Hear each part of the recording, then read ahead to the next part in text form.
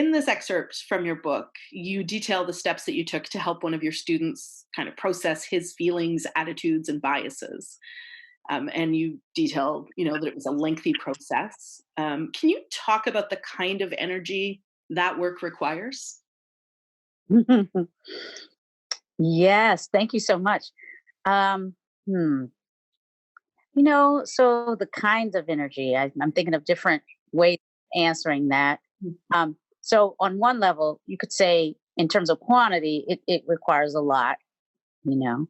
Um, it requires a certain kind of commitment, a certain willingness to turn toward that which we could so easily deflect, turn away from, deny, minimize, um, avoid. Okay. We've got a lot of, let's say, um, how do I put this? I feel we have a lot of support in most of our communities, in many cultures, for turning away from difficulty. Mm. Um, and certainly when we're in institutional settings with other objectives that we could point to as a justification for avoiding these issues. Um, there are many ways in which we often find ourselves um, doing so, avoiding turning toward these issues. So the energy that it takes is, at least in part, I think for me, what comes up is the fact that it's really important to decide that when these opportunities present themselves for us to really look into what's arising around all of this, we will take them up. We will turn into that opportunity as opposed to away from it. So that's a kind of energy it takes.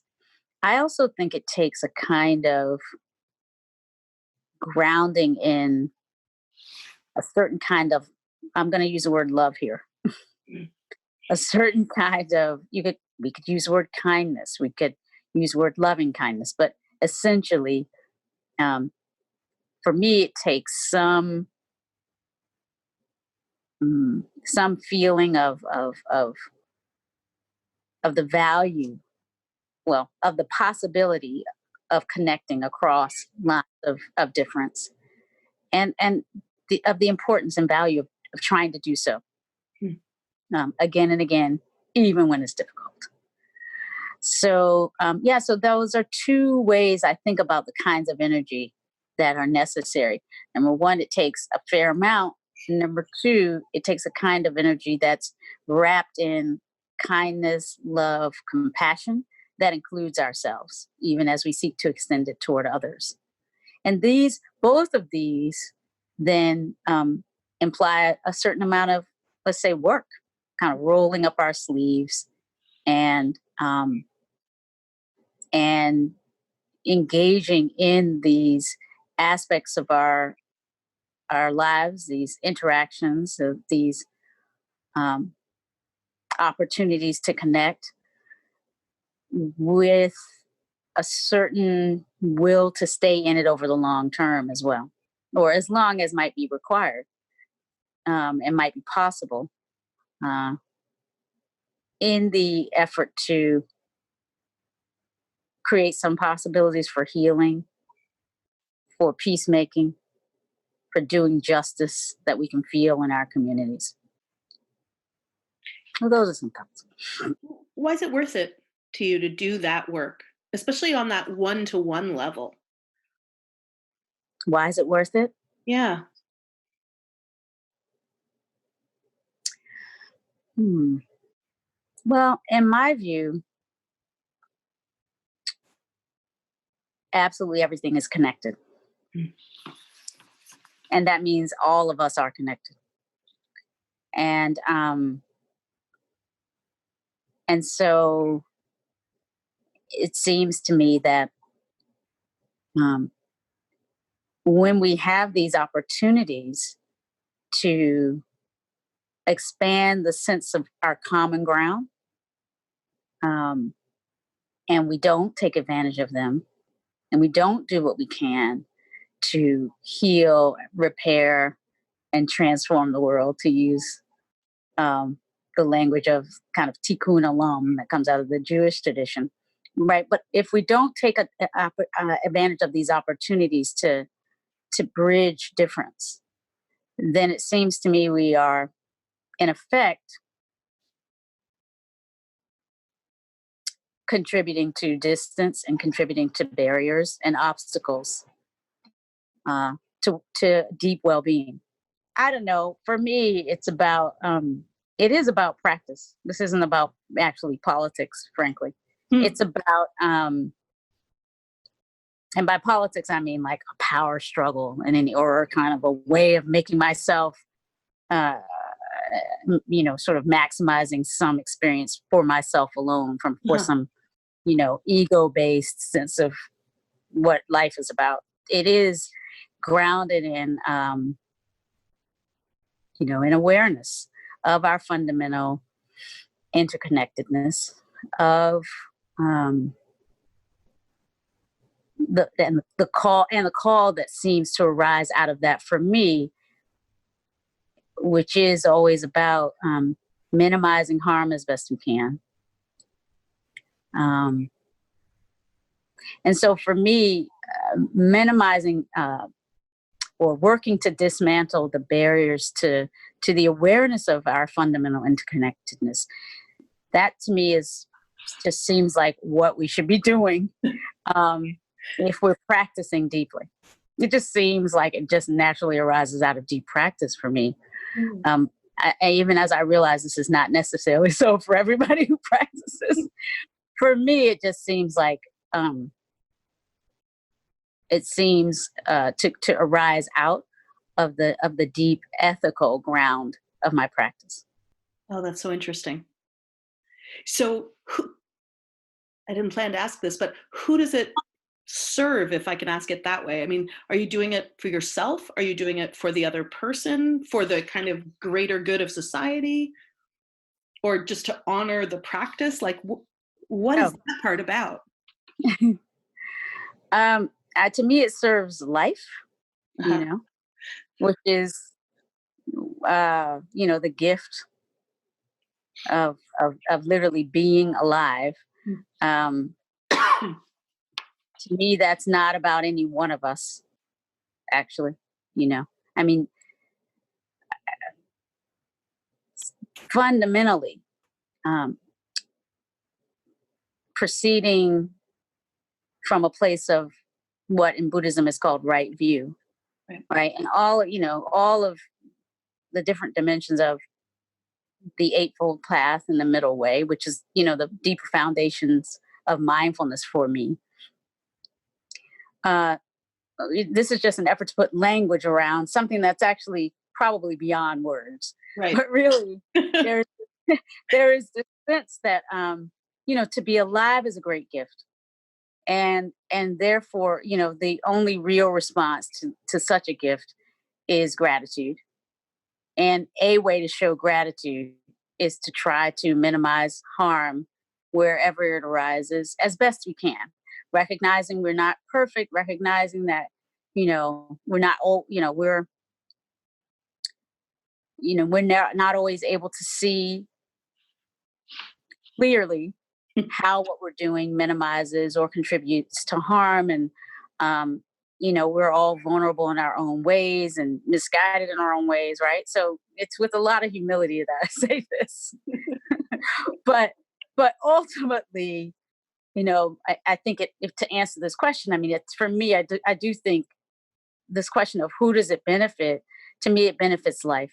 Mm. I think there's a lot of deludedness about what it means to kind of be in socially engaged, right? There's a lot of efforting around self, um,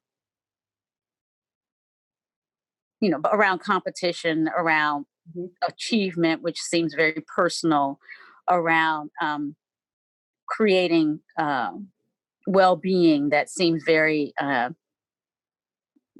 personal, and then expanding to a limited circle of our concern, our familiars, our loved ones.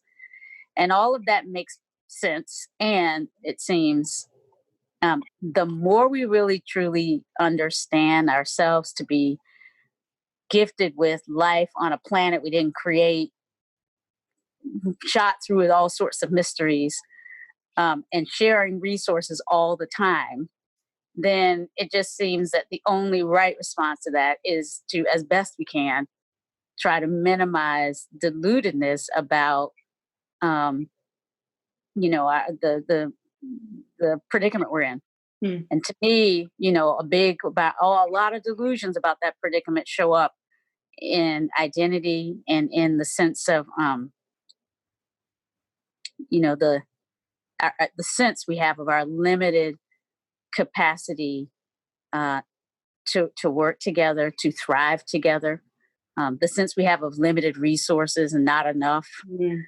So it seems to me that, you know, if there's a way that as I'm going about my day and engaging with others, I can do some little thing often. Maybe it's just a little thing. Maybe it's just saying hello to somebody that based on whatever type of training of the moment, I'm not supposed to recognize or appreciate or value, to disrupt some of those teachings, which I feel are kind of in our culture and in the air all the time. Right. We're all just soaking in that all the time, right? Who our Right, people are and who they're not, and who you're right, supposed to have some fellow feeling with, and all right. that. Yeah. Exactly. Who we're supposed to respect or value, what types of contributions. There's so many of those types Yeah. of training. If we can counteract them in ways great and small, it just seems like the least we can try to do. Love this. So I do love this, and it sounds very natural when you talk about how you do it and why you do it. But however, Yeah. sort of for a racialized person, for a racialized woman, you know, microaggressions are everywhere, let alone the macroaggressions, the system we live under. There's, kind of endless opportunity, I guess, for you to practice. And that is work. And I wonder how you take care of yourself to ensure that you can do this work that you want to do, feel called to do. Yeah. Thank you for that question. Mm. Well, I mean, I believe that, uh, and I write about this. I do think it does require, and for me, it has required or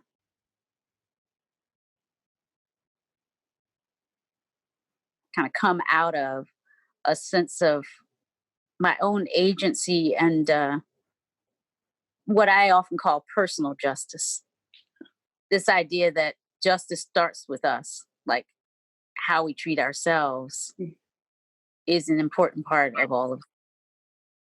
And so, for that reason, you know, taking care of myself feels like the first approximation of whatever it is I'm trying to offer in the world.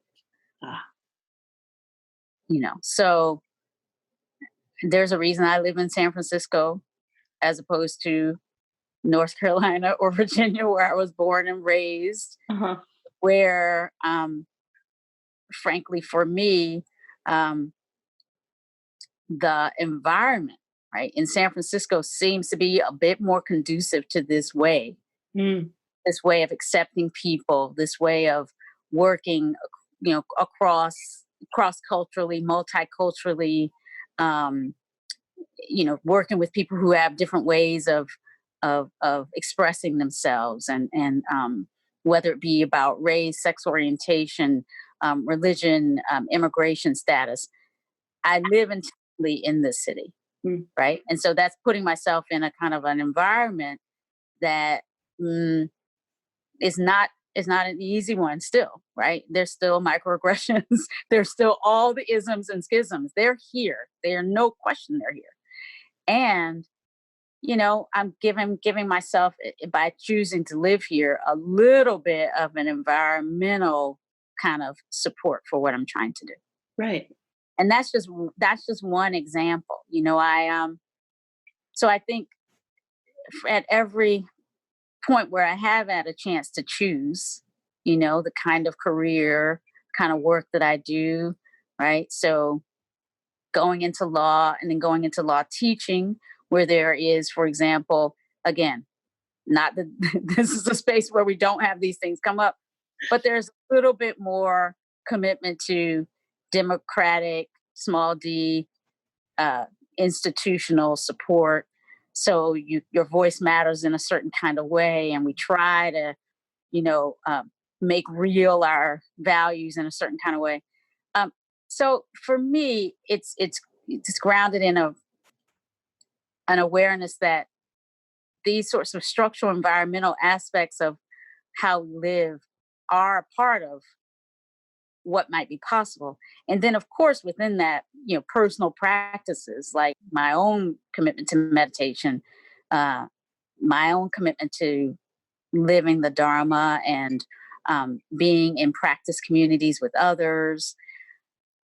But I specifically talked about the environment first and then the practices because I just to sort of play with the way we tend to think about this. We tend to think, we from the place of practice can just kind of overcome just about everything, and that's a good way to think. And certainly, I probably teach that in some ways too. And I don't want to miss this opportunity to name the relevance of our embeddedness in the world. Right.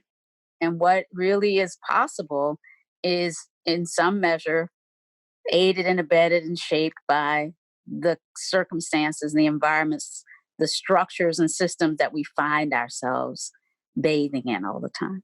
Right. So, yeah. So if we have some choice, so, there's certain things we have choice over and certain things we don't. But if we have some choice to put ourselves in relationships, in workplaces, in locations in the world where we're less likely to, on an everyday basis, be disrespected, be disregarded, and it's a privilege. I'm going to say it's a privilege to be able to have such choices. But if we do, and we recognize those privileges, to me, that's another aid for them being able to offer support to others. Right. It's like I've managed to sort of put myself in a place where I have relationships of support, friends and loved ones. I live in a community that is not, that is provides a certain kind of buffer, if you will, against some of the worst kinds of disrespect that a person like me might find out in the world. So from this place of some, some relative protectedness from some of the worst of what could come my way, then I actually am able, I think, to give even more. I mean, to me, that calls for, it goes back to your other question, why do this? Who does it serve? It's like, again, it feels like an ethical response to the good fortune that I've, managed to find myself in at this point. / put together for yourself. / put together for myself. Yes, that is true. It is. And it's hard, sometimes I do think for me, there's a certain way in which I have some humility around the I part of it. Sure. Right. I mean, and so it's a practice point for me to recognize certainly, the circumstances I find myself in right now are a function of both my own personal efforts and actions and taking advantage of certain opportunities and that agency that I spoke of before. And at the same time, I'm very aware that the mere fact that we take advantage or try to take advantage of opportunities and exercise agency doesn't necessarily mean we will always end up in positions that afford us some protection and buffer against, what can come at us in life, suffering, deep suffering in life. Yeah. So while I think it's really important for us, and I do this kind of teaching work as much as possible from this place of helping support the development and cultivation of the sense of like, yes, I can, yes, this life is for me too. I can make the most of it. I worry sometimes about the extent to which that kind of hyper individualized is all about the effort Mm. um, message, which runs, of course, through Western and many other cultures these days. I just worry about um, contributing to which what I think is another kind of delusion Mm. that suggests it's all about our personal effort Right. because But there aren't those big systems and structures that, you know, have much more to do with where you're going to get to than precisely. your own personal effort or It's true. Yeah. merit or any of that. Yeah. I mean, I wouldn't be here if a whole generation and a generation before that and a generation before that, many generations of people hadn't Yeah, fought for opportunities for people like me. that's right. Like, you know, period. So we have to keep fighting for opportunities for people who today are suffering from a new set of oppressive systems. And that's another reason why I do this work. I love it. I was really struck in the interaction that is in the excerpt that we're running of the, you know, the patience and the compassion and the kindness and the amount of time Hmm. that you spent with that student. And that's not an approach that everyone would choose, or even an approach that might feel available or preferred to everybody. Yeah, And I'm I thinking understand about that. the kind of call out culture and cancel culture that we're in. And Hmm. I wonder about your take on that. Like, I want to ask, is there a value in those approaches too? Because your approach is so one on one, Hmm. which feels righteous, but slow. Yeah. And the kind of call out culture or cancel culture, you know, has kind of a big impact. And I wonder what you see in that. You know, does that also move the ball down the field somehow? Mm, thank you for asking that one. Again, from my perspective, we it's all here. Mm, You know, like um, to act with wisdom may require a range of different ways of responding to what is.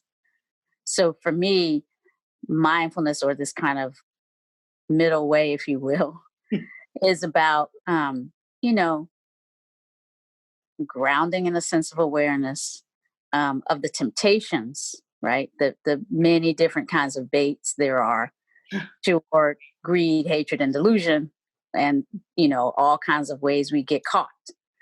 So, but it is about acting as responsibly as I can in light of all of that. uh-huh. And so what is called for may vary, will probably vary. Um, what's called for in a particular context, place, and time, right? Yeah. The question of how to meet a moment um, with skillfulness and whatever approximation toward equanimity is available to us at that moment. So again, to say what's called for is something that can't fully be predicted in advance. And I don't think that there's only one way, but I definitely think a slow approach has to be part of the toolbox. Right. It just, let's just take a look at our history as a guide. Let's listen to the wise teachers of across the millennia as guides.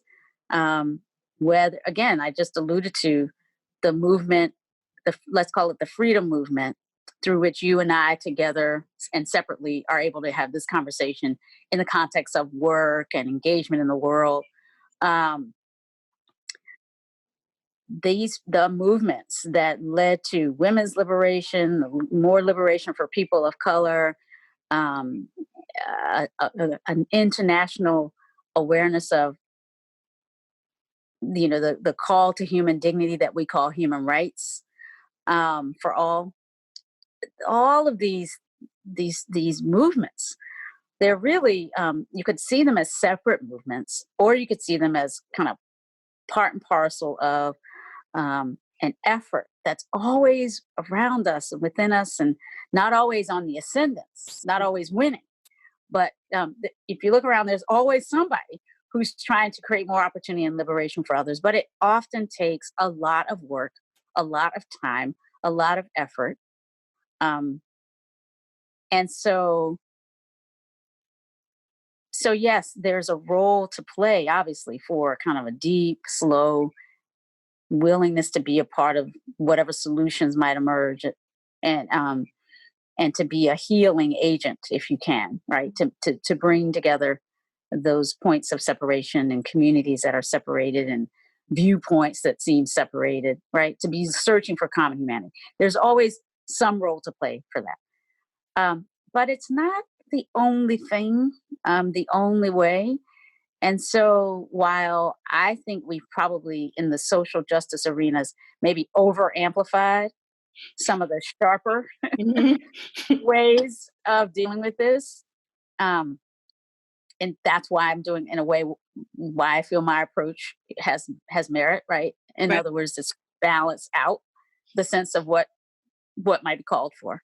It is not, though, to say that there aren't maybe some times when what we really need to do is to take a strong, maybe somewhat sharp stand.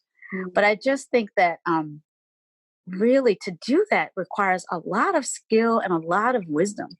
I Yeah. mean, to act with sharpness, to do so in a way that doesn't itself lead to the kind of cycle of wounding, Mhm. right, and humiliation that really just keeps that churns um, our disconnects, and churns a sense of separation.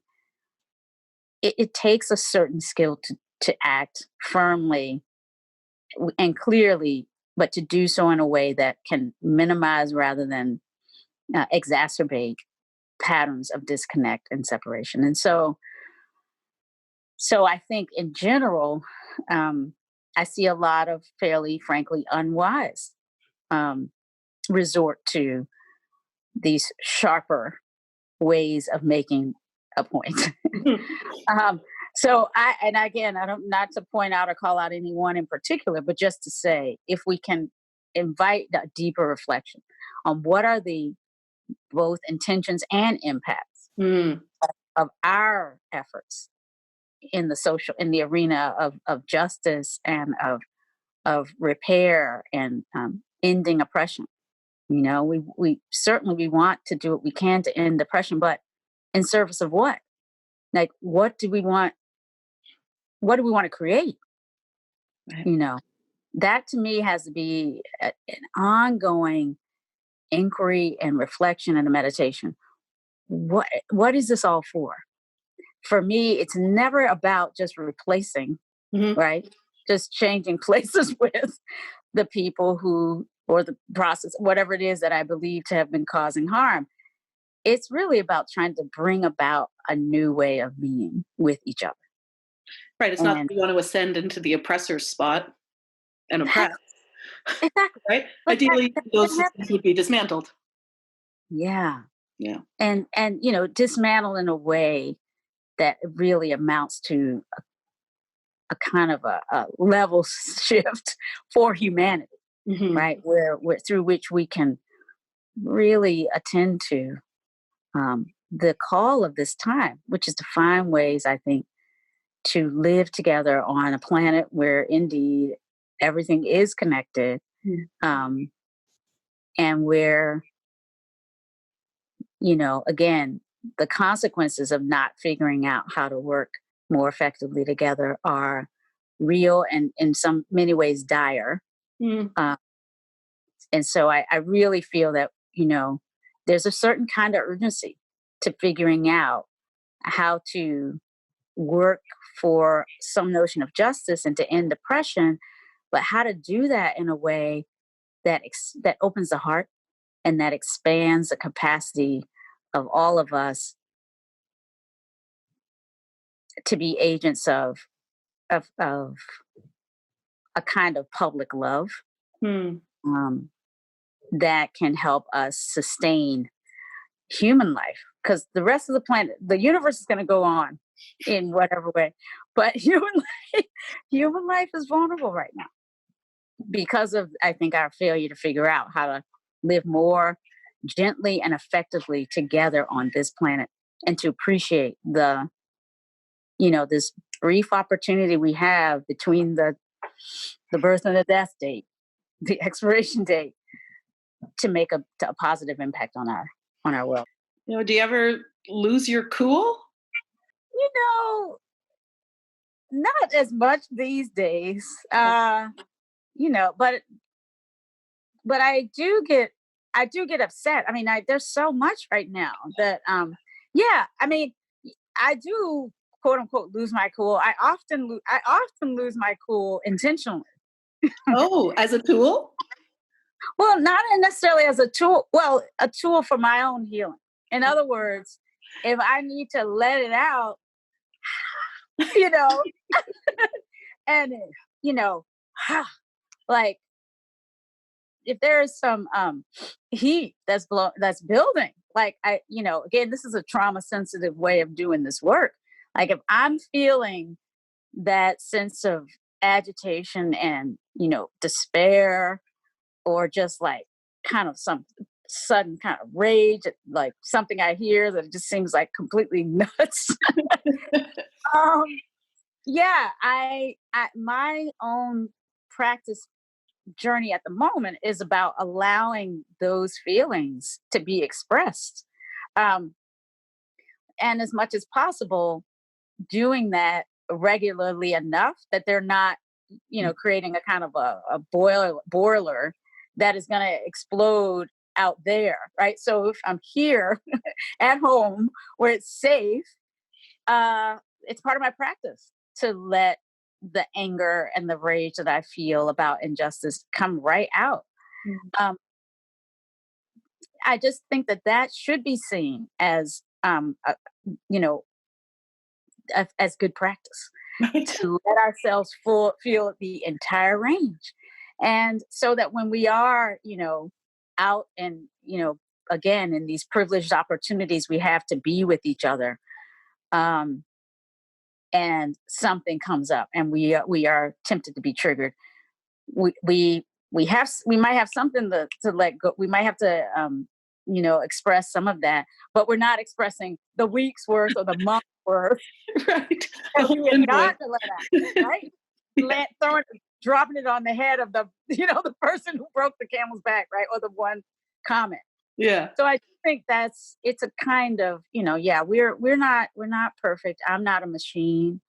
um I regularly lose my cool, but I do it in a way that I think is in service of, kind of dealing with the sort of I'm just going to call it like a trauma aware Mm. way of being, living uh, mindfulness. It's like you can't. There's right now. There's so many things happening that are. If you are willing to look at these difficult issues, and if you're not seeing it, if you're not, your heart isn't breaking. Like Mm. for me, my heart is breaking every day in All some way. day. Yeah, absolutely, all day, every day. So I have to be careful. I sing more nowadays. Hum and sing with others more nowadays Really? because yes, because I think that's a full body kind of practice for um letting our body's natural capacities to process traumatic events, and to allow emotions to be not just titrated but kind of Mm, to be integrated, to be sort of Yeah. right, the alchemy of it to work. Yeah, The right. the whole body is in on that. So Yeah. singing, holding hands, humming, all of these are sort of, it seems to me, ways that human beings across time and culture have managed to get through difficult times. I mean, we are not the first, obviously. In Right. fact, I forget sometimes how many generations of human beings before the recorded human history, right? Archaeologists and anthropologists tell us humanity, Homo sapiens sapiens, have been on the planet for a couple 100,000 years at a minimum. Mhm. Homo sapiens sapiens. Now, we didn't record that history until much more recently, but just to think that for hundreds of thousands of years, we don't know the numbers of battles, rages, right? The despair, the inhumanity to each other, and yet we survived, and yet we didn't burn down the planet, and yet we figured out how to keep, getting up every day and feeding the children, so to speak. There is deep wisdom for how to move through difficult times like ours that we've forgotten so much of that. Mhm. And so for me, mindfulness is an invitation for us to not simply, work the practices of this particular beautiful set of teachings that we call mindfulness, but through that awareness, recognize that there's a planet's worth of wisdom Mm. about how to get through difficult times, and about the holistic nature of what that takes. So that's Fabulous. what I'm about these days. There are worse things to be about. Yeah. Yeah. So, we're humming at our Dharma talks these days, or we are, sometimes there might be a breaking out into song, you know. An incredible way to deal with it. I Mhm. thought that losing your cool would look more like, I don't know, like, do you ever want to like just swipe all those books off the bookcase behind you, or And start over. Well, yeah. I mean, maybe, but not so much. I mean, I guess when I hear this, I'm thinking of those who are tempted to say we just really need to start all over again, right? We just could just blow it all up and rip it start up? all over. Yep. Yeah, yeah, and that we know there's a strain of that's in our political and social culture right now, and I just feel I don't have kids, for example, like I'm not physically a mother, but I kind of feel like most moms and most of us, again, in these communities that have suffered a lot over time, we're here. We're usually not the ones who say, let's burn it all down, because our children are in that. You know, the things we have lovingly protected from the worst as best we could for generations, whether through slavery or through whatever, right, our cultures and heritages have suffered through. We suffered through so that we can live another day and find the sources of hope and regeneration. We could have at any time said, let's burn it all down like that. So I think that it's a certain kind of relative privilege that allows one to say, in response to times of great difficulty like we're in right now, well, let's just burn it all down. And I've heard someone say, well, yeah, humankind probably won't, the 7 billion won't survive, but maybe 5 billion get sloughed off, and the other 2 billion will be able. I'm like, What? That's not okay. This kind of like cavalier attitude to 5 billion human beings. That let's talk to the mothers in those amongst us, right? So I do think, and I don't want to privilege women in a certain way, but I mean that mothering instinct, I believe it's in all of us on some level. That instinct that would protect, that would go into the fire and pull out what we can and start again.